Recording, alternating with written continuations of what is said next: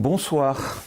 Quelle est la situation, actuelle? Tout d'abord, le taux d'incidence est-il en baisse? Le taux d'incidence, après avoir eu une hausse importante en juillet, est en légère baisse par rapport à fin juillet, mais semble se stabiliser aux alentours de 200, aujourd'hui aux alentours de 190.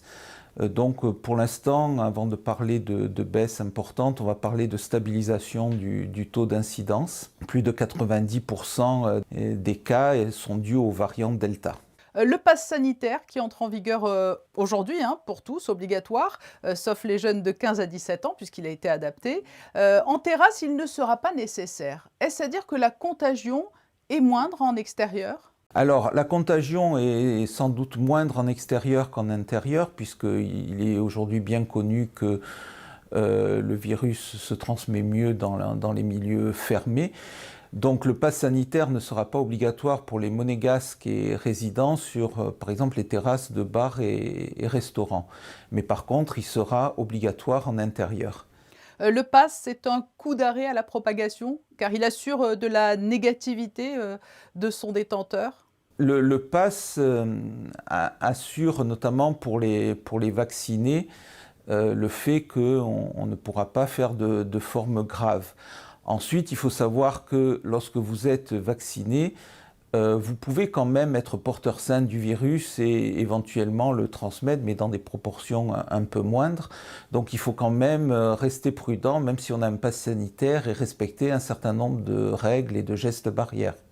Alexandre Bordero, aujourd'hui, lorsque l'on rentre, de congé, il est recommandé de se faire, tester. Cela concerne les non vaccinés, les immunisés, tout le monde, hein, puisque vous nous expliquez que dans certains cas, on peut contracter, la maladie plusieurs fois.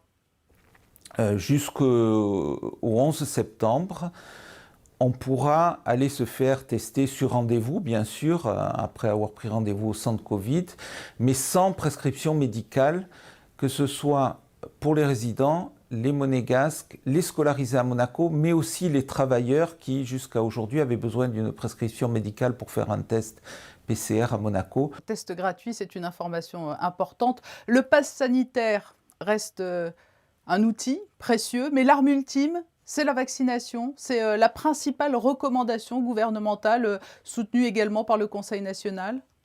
Le virus continue à circuler quoi qu'il arrive, et donc c'est la vaccination qui est l'arme ultime, et particulièrement, tout particulièrement pour les personnes âgées, pour les gens qui ont plus de 60 ans, pour les gens qui ont plus de comorbidité.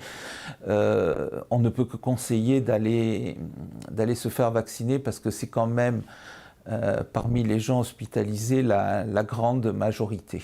Mais vous comprenez les réticences?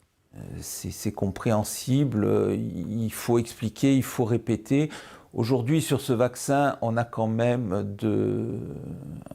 un an de recul, hein. Ce sont des vaccins qui sont particulièrement surveillés dans le monde entier. Donc vous pouvez y aller, et surtout si vous êtes une personne âgée, surtout si vous avez des comorbidités ou des maladies chroniques, de l'obésité, etc. Enfin, toutes ces maladies qui ont été largement décrites, il faut absolument vous faire vacciner.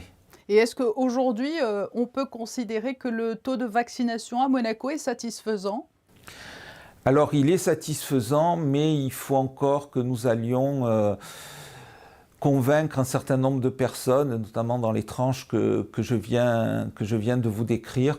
Donc il y a encore du travail à faire, il y a encore de la conviction à établir parmi ces populations. Allez vous faire vacciner.